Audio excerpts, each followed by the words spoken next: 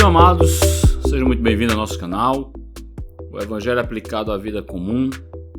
Hoje nós vamos estar atendendo um pedido, do irmão Rones, lá da nossa querida e amada congregação da Assembleia de Deus Bela Vista, em Pedras, dirigida pelo meu amigo e irmão em Cristo, pastor Paulo Filho, meu xará. Um forte abraço a todos os irmãos, O Senhor Deus me concedeu o privilégio de estar à frente desse trabalho por algum tempo. Foi um tempo tanto quanto difícil, foi bem no meio da pandemia, o período da pandemia, mas foi muito proveitoso e o Senhor Deus, Ele nos concedeu esse privilégio, essa oportunidade de cuidar por algum tempo dessa linda, bela e maravilhosa congregação. Então a gente vai estar atendendo aqui o pedido do Rony, que nos pediu para falar sobre teologia liberal ou liberalismo teológico.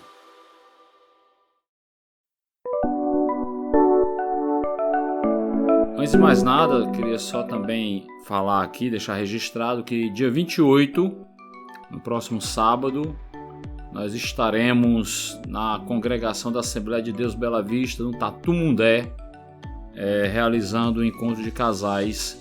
Essa bela congregação que é dirigida pelo meu amigo, o pastor André, tá? Louvado seja Deus, eu tenho certeza que há de ser uma bênção para a glória do Senhor, tá? Então vamos lá, vamos falar um pouco aqui, vamos tentar entender em poucas palavras, vou tirar alguns minutos, o que é o liberalismo teológico ou a teologia liberal.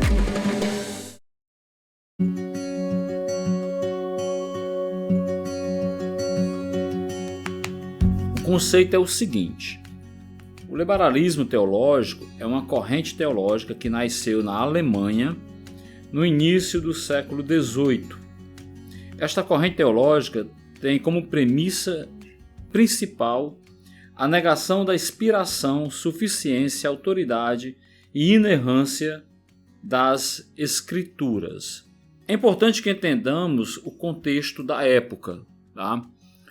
Depois do Iluminismo, do advento do Iluminismo, do empirismo e do racionalismo, o homem ele foi, ao longo dos anos, ao longo das décadas, cada vez mais racionalizando tudo. O homem ali entre os séculos 18 e 19, ele estava vivendo uma série de mudanças muito significativas. Aconteceram ali em meio às grandes navegações, a descoberta das Américas um pouco antes, e as grandes navegações, o colonialismo, em seguida a Revolução Industrial, Revolução Francesa, Iluminismo. Então aconteceu uma série de eventos históricos que foi tornando o homem meio que... esses eventos fez com que o homem meio que entendesse que ele estava meio que autossuficiente, Quando chega em meados do século XIX, que é no ápice aqui da teologia liberal, que a gente vai discernir um pouco, o homem estava, por conta da Revolução Industrial, o homem saindo do ambiente rural, indo para o ambiente industrial, para a formação das grandes cidades, elas começam aí, as grandes metrópoles, Londres, essa Revolução Industrial na Inglaterra, e por aí vai. O homem ele foi viver um período de muito otimismo, Então, quando o homem ele entra nessa questão que ele se vê muito autossuficiente, é natural que ele tente se afastar de Deus cada vez mais. Não é à toa que foi justamente no século XIX. Essa doutrina ela começou a ser ali semeada no século XVIII, mas ela vai aflorar e vai ter o seu ápice no século XIX, tá? E no século XIX a gente vê o crescimento das grandes cidades, como já foi dito. Então vai aparecer também os primeiros filósofos que começam a se autodenominar ateus, como Arthur Schopenhauer, como Friedrich Nietzsche, e por aí vai.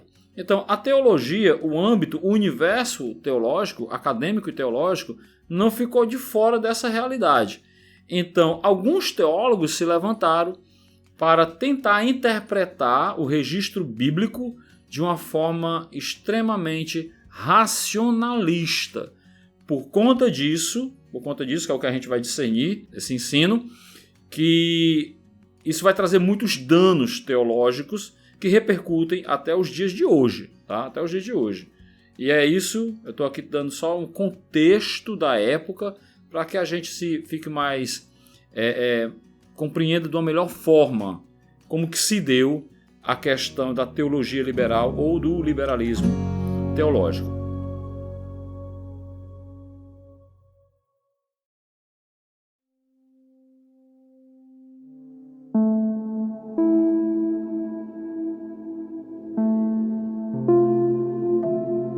O liberalismo teológico ele tinha um objetivo, né?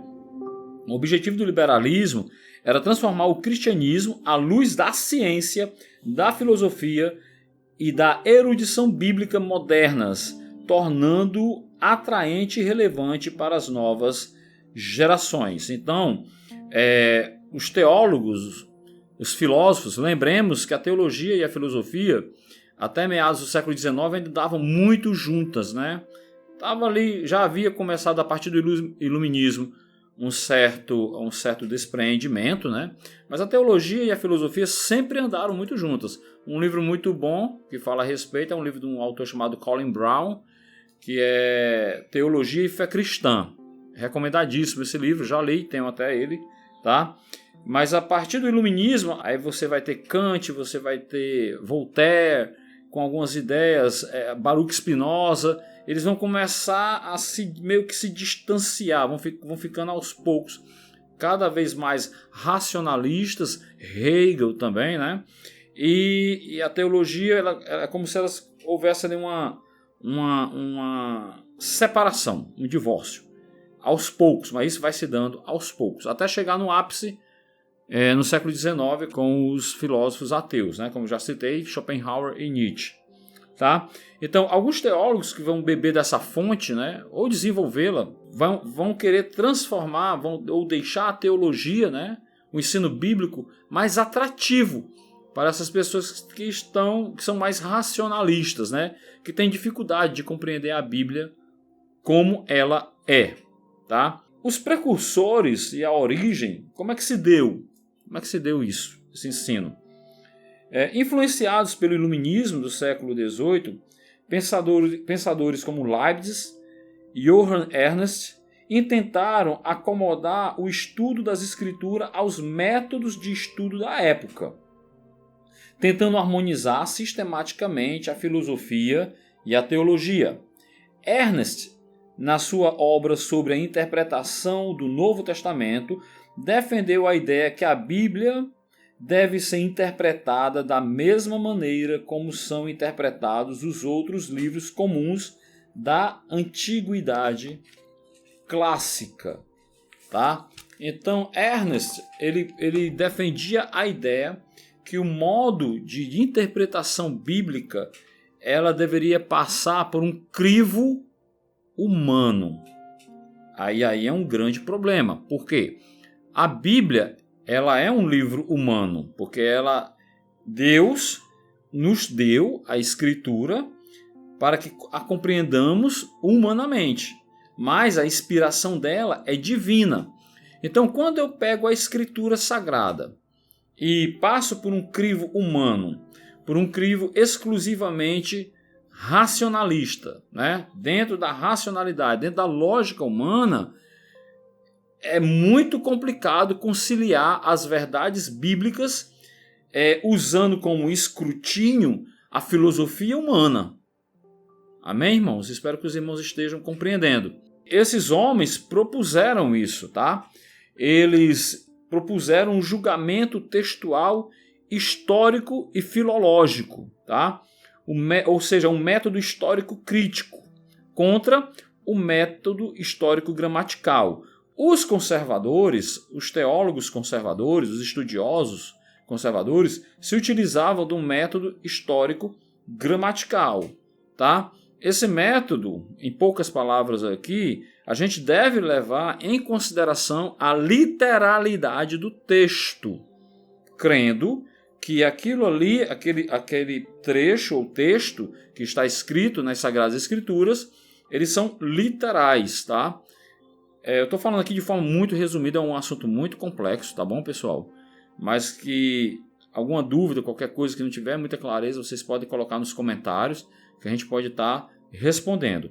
Mas a proposta dos liberais, ou seja, daí o nome liberal, eles queriam mais liberdade para aplicar o método histórico crítico. Então eles levavam em consideração essa metodologia, e aí, sob essa metodologia, eles tinham dificuldade para compreender a questão dos milagres, alguns relatos históricos. Eles começaram a defender que muitos dos relatos bíblicos não se deram ou não foram escritos pelos autores que nós comumente entendemos como que são os autores bíblicos verdadeiros, né? Um exemplo aqui é o livro de Isaías. Eles entendem que o livro de Isaías foi escrito em 3 períodos históricos totalmente distintos, tá? E isso vai trazer, qual é o problema maior disso? Que vai comprometer a veracidade, a autoridade, a inerrância da escritura sagrada. Pressupostos iluministas surgiram os precursores da autocrítica. Um deles é um alemão chamado Semler, que foi o fundador criticismo histórico da Bíblia. Então ele começou a criticar, fazer uma avaliação crítica da escritura, tá? E segundo a análise dele, o cânon é apenas uma coleção de escritos recebidos pela igreja. Então, para Semler, você tem que fazer uma distinção entre palavra de Deus e o que está registrado. O que está registrado na escritura foram meros acontecimentos recheados de mitologia, ou seja, ele não cria que tudo que está na escritura é verdadeiro e é literal. E aí os teólogos teriam que ler a escritura e fazer uma espécie de garimpo, separar o que é verdadeiro e apurar o que há de moral naquele texto para a gente aplicar em nossas vidas. Ou seja, desconsiderando a literalidade do texto. Também para Semler, a palavra de Deus e as sagradas escrituras não são a mesma coisa. Ou seja, havia uma distinção. Uma coisa é a palavra de Deus, outra coisa, as escrituras em si. As escrituras em si eram textos, como eu acabei de falar. Textos. Você tinha que garimpá-los, você tinha que apurá-los, você tinha que peneirá-los para extrair o que de fato havia de verdade. Ou seja, uma verdade moral que meio que se escondia ali no meio daquela, vamos dizer assim, daquela lama, daquele lodo que são os textos, tá?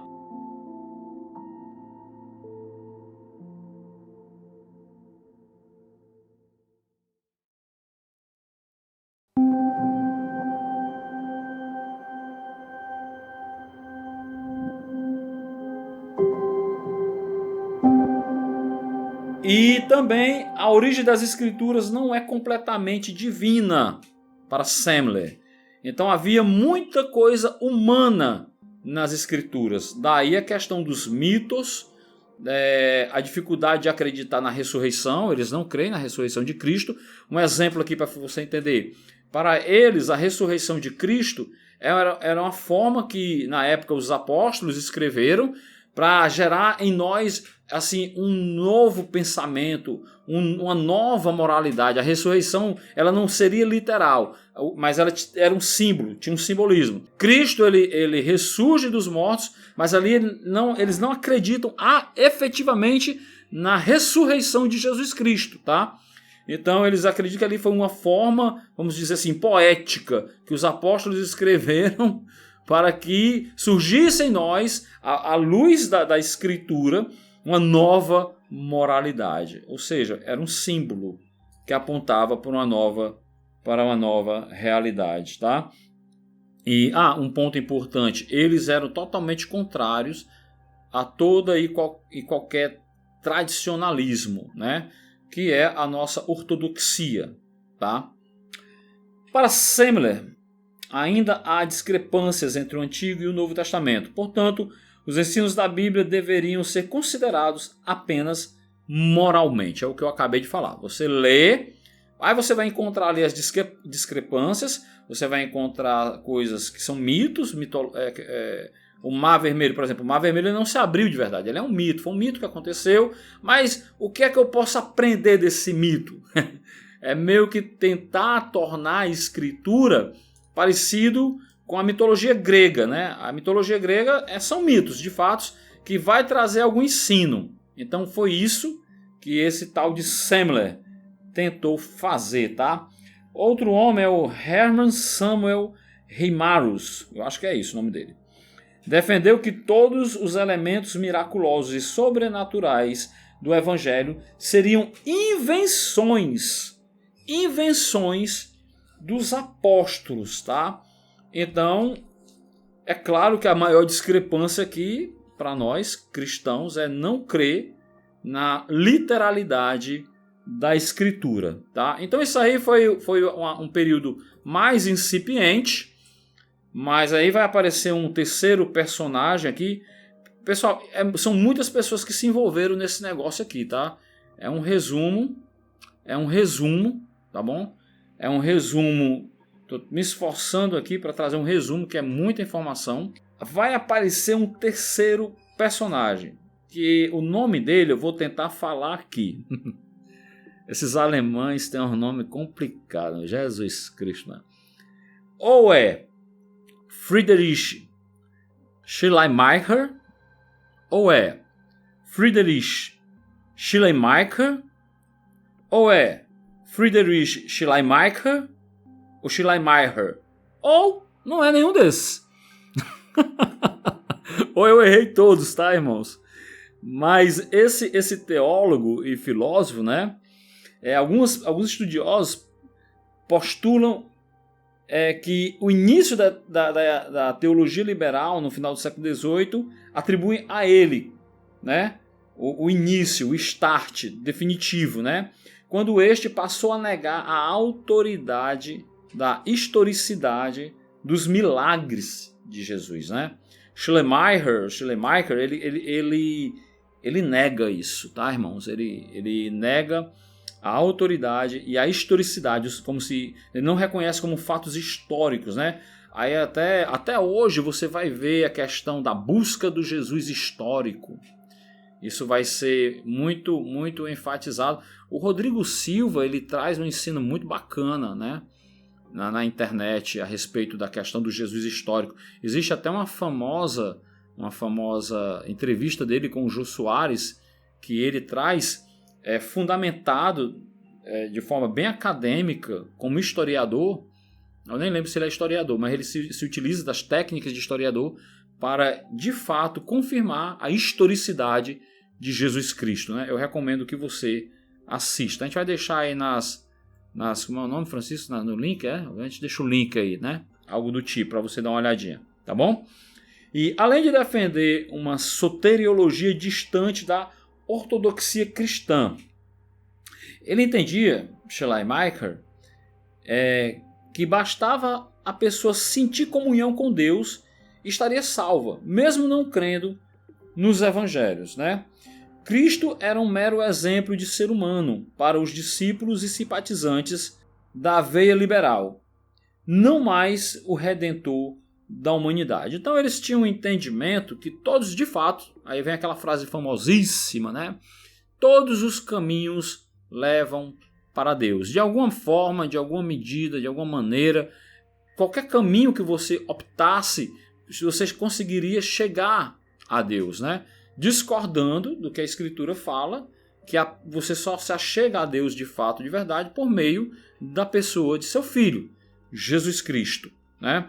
Então Deus, eles têm um ensino sobre a paternidade de Deus, que Deus é bom e está em todas as religiões, de alguma maneira, de alguma forma, e que você irá encontrá-lo em algum momento. E isso vai transformar o seu ser, você vai melhorar moralmente falando, tá?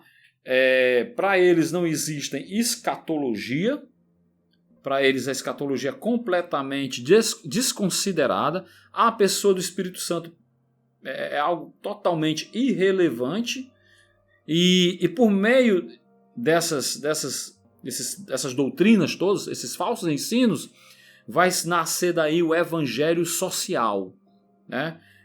Ser cristão é ajudar o próximo, é ser camarada, é ser acolhedor, é ser amigo. Mesmo que você não conheça o evangelho como de fato ele o é. Tá certo? A autocrítica, também chamada crítica textual, já mencionada anteriormente, passou a defender que a Bíblia contém erros e que foi escrita muito tempo depois da sua composição. Já falamos sobre isso, né? Schleiermacher, ele defendia essa ideia. Então, resumidamente falando, amados e queridos irmãos, essa teologia danosa, ela distorce toda a verdade bíblica. Ela traz a pessoa que se enveredar para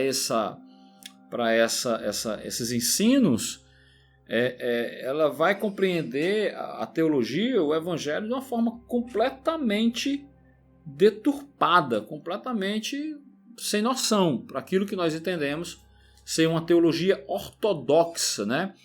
Eles chegam ao ponto de inverter. Eles consideram pessoas hereges, como o próprio Ário, ou Marcion da antiguidade, e eles vão meio que enaltecer esses hereges, tá? E eles vão combater duramente aquilo que eles vão chamar daquela teologia tradicional, tá? Eu vou citar aqui cinco interpretações que eles defendem, né? Que a teologia liberal defende, tá? Primeiro, a Bíblia não é inspirada por Deus e contém erros. A Bíblia não é inspirada por Deus e contém erros. Eles não creem no nascimento virginal, segundo, né? Não creem no nascimento virginal de Cristo. Isso é mitologia. Eles entendem que o nascimento virginal do nosso Senhor e Salvador Jesus Cristo é mitológico. Terceiro, Jesus não ressuscitou do túmulo, né? Não ressuscitou de forma alguma. É outro, eles entendem que é um outro mito. Quarto, o inferno não é real. Esse ensino, esse falso ensino, ele é chamado de universalismo. Eles entendem que em algum momento o que vai acontecer no final da história humana é que todos serão salvos, né? Eu já ouvi pastores dizendo, que defendem essa ideia, que Hitler vai estar na ceia junto com Jesus e junto conosco. E todos os ímpios que nasceram desde Adão até o último dia, tá? O nome dessa doutrina, desse falso ensino, é universalismo. Todos serão salvos. Por quê? Porque Deus é bom. Deus é bom. Deus sendo bom, todos serão salvos, tá? Quinto, a coisa mais importante que o homem pode fazer é amar a seu próximo. Então, é o mandamento principal, tá? É amar o próximo. Aí entra a questão do evangelismo social, né? Aí entra a questão do evangelismo social, que é de fundamental importância para eles, tá? Eu acho que deu para entender um pouquinho, né? Tá certo? Eu espero ter podido ajudar. Já estamos caminhando para o fim, amém, irmãos? Mas assim, essas coisas foram acontecendo, nasceu na Europa e foi para os Estados Unidos, né? E graças a Deus, como Deus sempre levanta os seus, homens se levantaram contra essa danosa teologia que dominou a Europa. Muitos atribuem a essa teologia liberal o fato de ela ter matado o cristianismo. Assim, matado, essa expressão que eu estou usando é tipo assim, ter trago tantos danos que houve um esfriamento na Europa como um todo. Por isso que hoje a Europa, ela se diz, né, ela se autodeclara pós-cristã. E alguns eruditos dizem, Augusto Nicodemos é um que fala, que certamente isso se deu muito por conta dessa teologia danosa que infectou, né, que tomou conta de muitos seminários. Muitos estudantes de Bíblia, crentes que foram estudar, que tiveram professores que defendiam essa ideia, saíram do seminário completamente incrédulos e levando esse ensino, tá? É bem verdade que ele perdeu força no século XX, e a gente crê, a partir do século XX, e a gente crê que foi por conta de homens que se levantaram, né? Homens, especialmente nos Estados Unidos, né? E chamaram esses homens de fundamentalistas ou de neo-ortodoxos, né? E esses homens, eles defenderam que 5 pontos são totalmente inegociáveis, tá? E quais são esses pontos? Quais são esses pontos?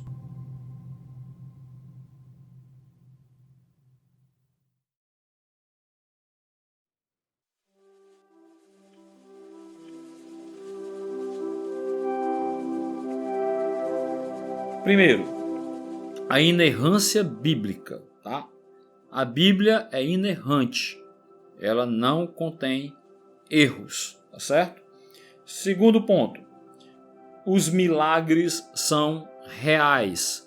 Todos os registros miraculosos que há na Bíblia são verdades, são verdadeiros e são literais. Não é um negócio para você ler, um mito, para você interpretar com valor moral. É para você entender de fato como verdade, tá?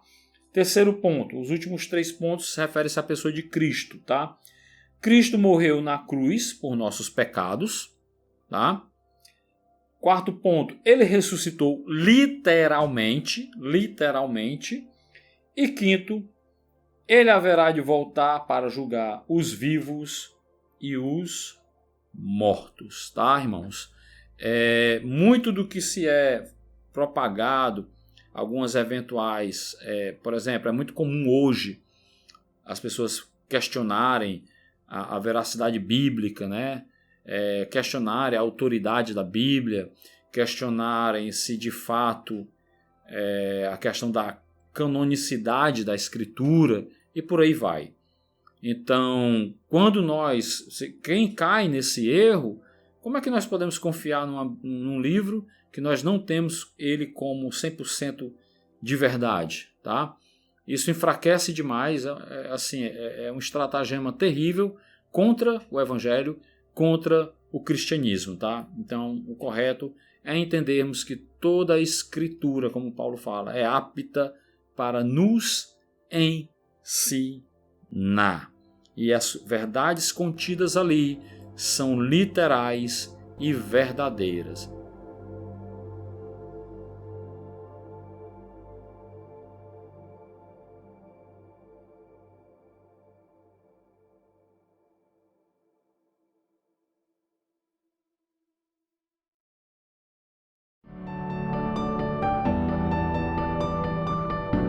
Espero ter podido trazer alguma luz. Mais uma vez, é um assunto muito complexo, tá?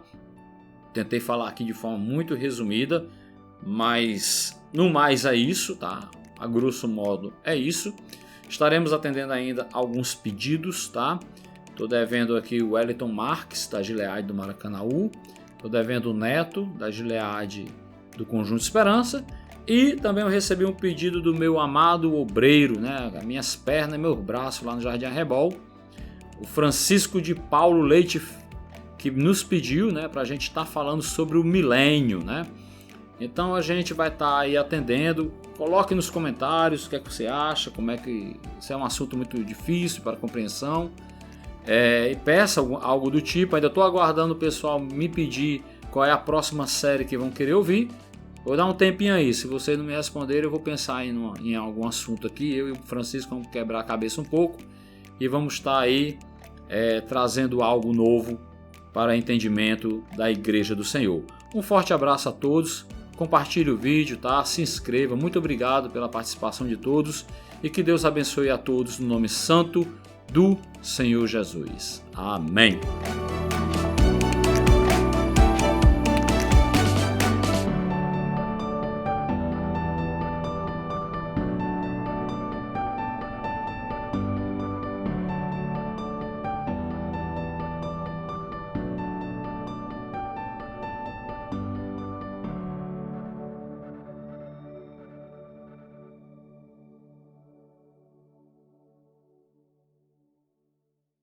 Podcast editado por Francisco Estudos Produções.